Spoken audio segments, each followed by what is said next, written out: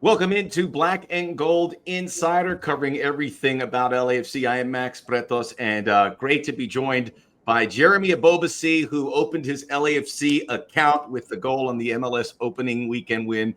A game winner. How important is that for a goal scorer, a new club, to get that goal under their belt, to set a marker? Yeah, anytime a forward finds the back of the net, it's going to provide a little bit of confidence, provide a little bit of validation that the work that's been put in from the team standpoint, but also as an individual trying to integrate into that team, that you have something to show for it so early on in the year. It's a sign that we're heading in the right direction in terms of integration. Myself as a new guy, some of the other guys as new guys. But at the end of the day, if we look back and this is the only goal I score for LAFC, that's the only win that we have, then we're not going to be super. We're not going to look back super fondly on this moment. So more work to.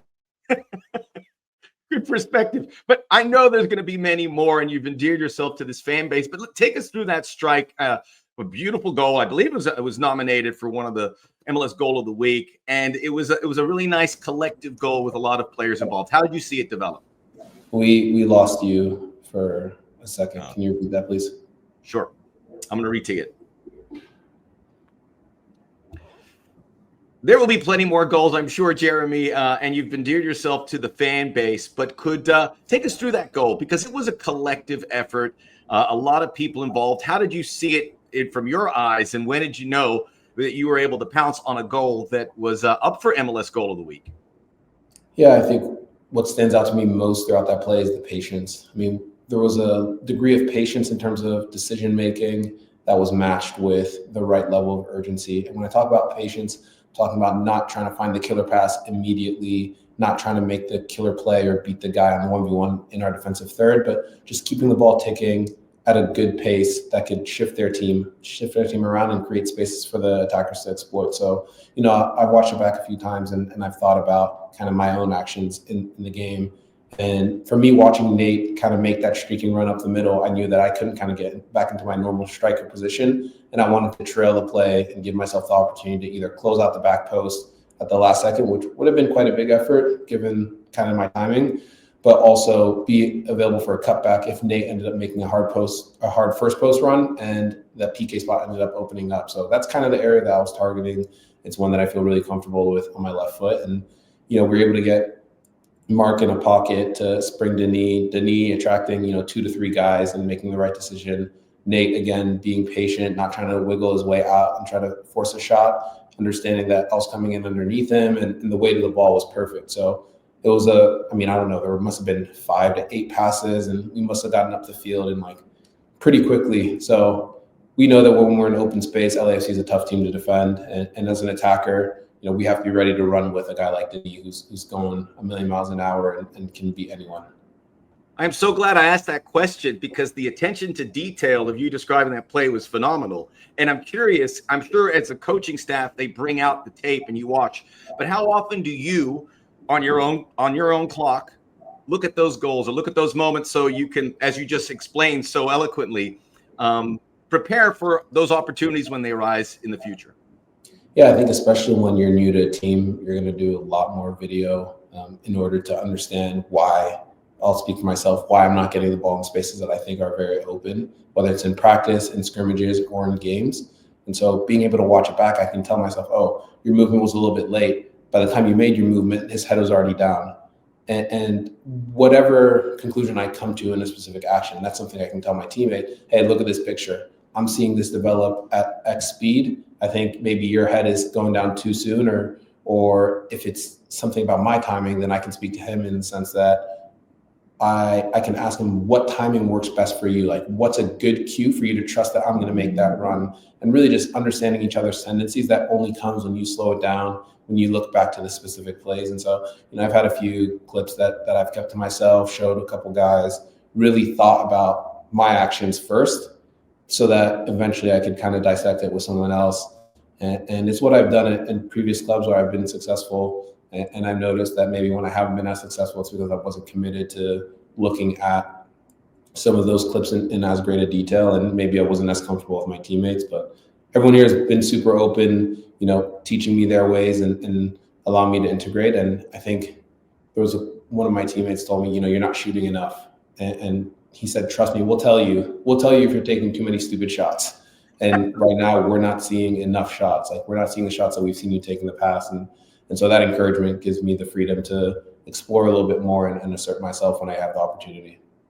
Wonderful perspective, Jeremy. And I know a lot of parents tune in to us, and kids are playing. Just a great lesson to look at your play and find those moments, and to listen to your teammates as well. Take more shots if it's required. I know you were, as an opponent, you soaked in the atmosphere at BMO Stadium. How has it been now that you're the home team, and what is part of the culture that you have enjoyed playing now 2-3 home games here at your new home?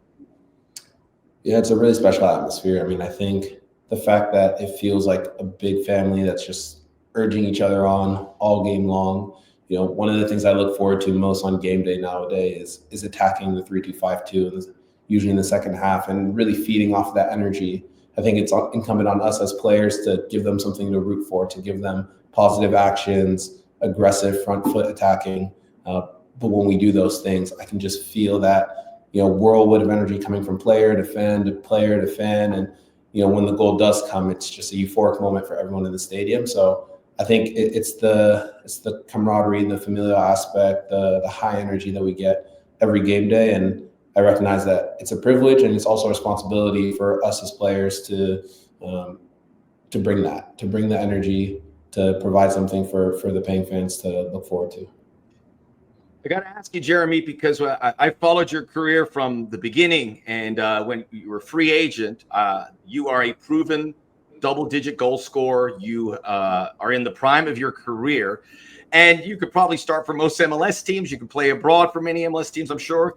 You would know more than I would. I'm just throwing that out there. But why LAFC, where you knew you were going to be part of a collective? Why was that appealing to you?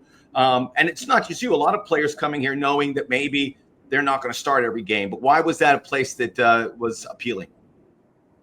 Yeah, for me, the most important thing was to be competitive. It was to be in a club that had the values of wanting to win championships, to do so in a collective manner, where what you put in is what you got. Whether you're talking about as the collective, as the individual, there's no complacency at this club that people here are okay with. And so I felt that from the bat, looking from the outside in, seeing how the team was built, how the team progressed throughout the seasons. And obviously you have to respect the result, which has been, multiple finals, multiple trophies.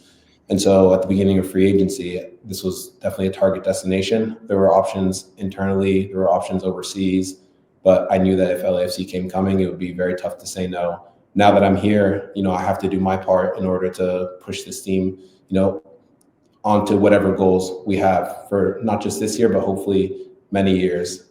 But I've played here enough to know that when you have the opportunity to play for LAFC, you take that opportunity. You're also going to get a lot of games, and you guys have pushed through in the CONCACAF Champions Cup, which means two game weeks coming up. By the way, I got to ask you, was that the coldest day you've ever played in Colorado? Man, I've had a couple cold ones. I had one in Philadelphia in 2022. That was a disaster. And then I had the snow game in Colorado in 2019. Wow. I mean, the whole field was covered in snow. They had people shoveling the lines at halftime. I mean, it was bad. And to make matters worse, we conceded at the 94th minute to tie it up. So yeah, Colorado in February, March, not the easiest place to be in, but got to find a way to get points for sure. You're a good person to ask them. What's the best way to prepare for that cold? If you had, it's going to be single digits. How do you dress? What do you do to prepare for that kind of weather? You just understand that it is what it is. Like I grew up outside of DC. Back when I grew up, I mean, Maryland was pretty cold in the winters. We had to play indoor soccer most of the time, but we were outside too and dealing with snow, and you just get dressed, start running around, and by the time you're running, it's okay. The worst part is actually sitting on the bench, which I started that game on the bench, and we had heaters that were trying to keep us warm, but you're just kind of shivering, and you want to get into the game to run around and warm your body up in a meaningful way. But I think the challenging part playing in Colorado was the fact that the field itself was frozen. So there were strips within the field where it felt like you were running on concrete. Wow. And so trying to cut in and out of that, I mean, it felt like I was on ice skates. Whereas some of the other parts were a little bit more normal. So if I had one recommendation for MLS teams, or I mean, I don't know if it's even possible, but some form of heating up the field where the fans listening to this might, I don't know if they understand what that entails, but it's not making it hot. It's just getting it back to a normal temperature for us to move like we're supposed to and provide a better game for everyone watching. Well, Jeremy, maybe you will be running MLS one day. You'll have my vote, by the way, if that day ever comes. Part of that with the CONCACAF Champions Cup, normally you ease into a season, not here for LAFC. How do you prepare that you start and it's game? And what that does to your body when maybe you're not at peak 100% fitness that you might find in the midseason? Yeah, I think first it's mentally. Like mentally, every game matters. We don't want to punt any games, whether in MLS or in CONCACAF, which means that you have to be mentally ready to find a way to win each and every game in front of us. We didn't start with that win in Colorado, but we were able to get it in Minnesota. We were able to get it done here at home against Colorado. And I don't think that those are the best performances you're going to see from us over the course of the year, but we're, continuing to build. We're continuing to build off of a largely successful preseason. We're continuing to build our fitness, our rhythm, getting an understanding of new guys that are still continuing to come in, by the way.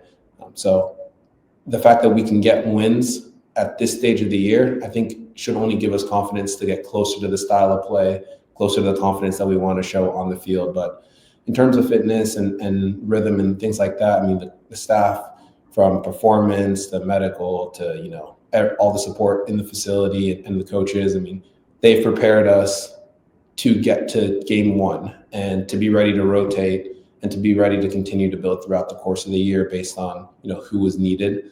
And I think that clear understanding that we had in preseason allowed us to feel confident going 100%, knowing that there was no reason to save ourselves for, the 94th minute of a game or, the game in 3 days, because you frankly don't know if you're playing that game in 3 days or not. So you just have to give everything and they'll manage your minutes in the way to keep you healthy and keep the team ticking in the right direction.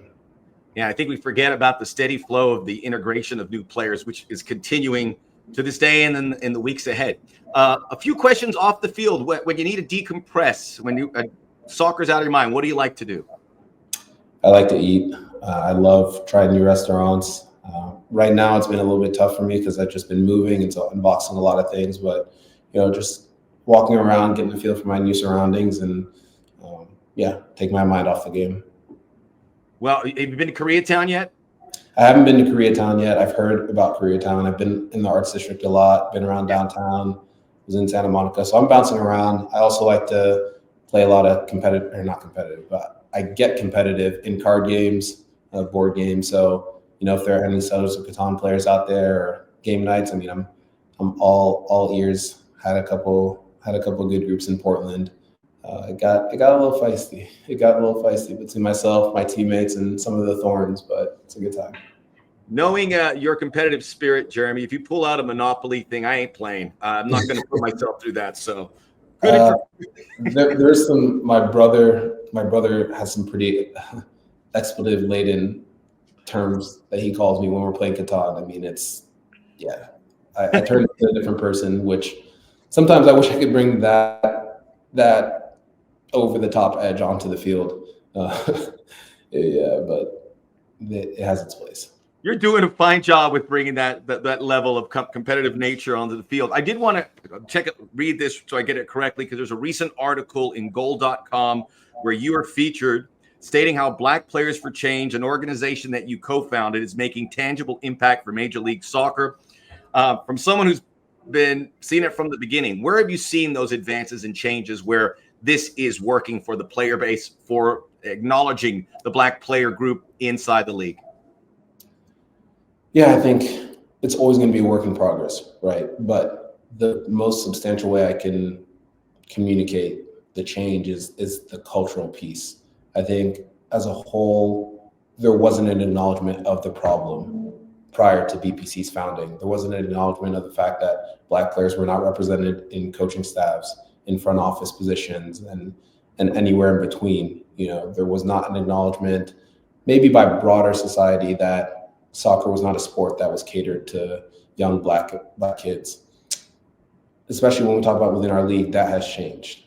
That we have owners understanding that not only has this been missing, but that has also affected the opportunity or the ability for an organization to perform at its peak, because we are just underrepresenting a number of talented individuals who we've seen have success. Whether you're talking about, I mean, we're facing them and hopefully we're going to be sending them home, but the Columbus Crew and what they've done under Wilfred Nancy, I mean, that's just an example. And when you think about the number, he said it himself, the number of coaches that are probably just like him, but that can't get in the door.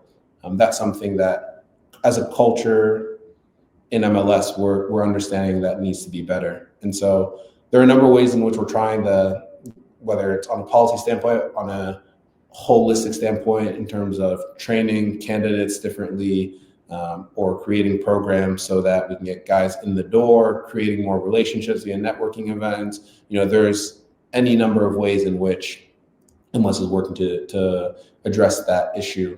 And then even in the community, we're talking about an annual event called Hometown Heroes that we host at All-Star, where we're not just acknowledging folks that do great work in the Black community, but we're talking about nonprofit leaders in these communities that often don't get the recognition that they deserve. Having a platform to receive, whether it's a grant, whether it's acknowledgement and marketing spotlight and support from MLS. I mean, there's just a number of ways in which we are now, I think, thinking more about the community piece and all of the members who make up that community. And what we'll see over the long term is that it's also good for the business of MLS. But that's not why we're necessarily doing that. Sure, but there's no doubt it is. And I think that there's so much edit on these components, and the Wilfred Nancy situation, a perfect example why the regard is maybe the top coach in the league.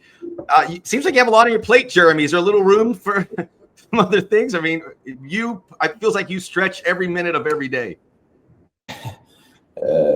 Yeah, there's room for other things. I mean, like I said, that's where the card games come in. I always take time to call the people that are important to me. Family, my mom's with me right now. She's been enjoying some of these games at home. So brother will come out, father will come out at some point. Friends are lining up to come out too. So, I'm excited to be here in a new market. We have big ambitions here at this club, and that was clear from the second I got on the phone with the staff here, knowing the players that have come and gone in the past as well, and the feedback that they've given about the club. So I just want to do my part. There's ebbs and flows to a year, but we want to ride the highs as long as possible and manage the lows when they do come, whether it's on an individual or on a club level. Well, I know you're in a tight-knit group with the fam. It's great that you're able to spend some time with them as you continue to settle into Los Angeles. It's great to have you, Jeremy. You bring a lot to the club, and look forward to having another conversation as the season wears along. Sounds great. Thank you. Right. Thanks. Jeremy Ebobisse joining us on Black and Gold Insider. Make sure you check out all the great programming here on LAFC YouTube, Facebook, and everywhere you get your LAFC content. We'll talk to you soon.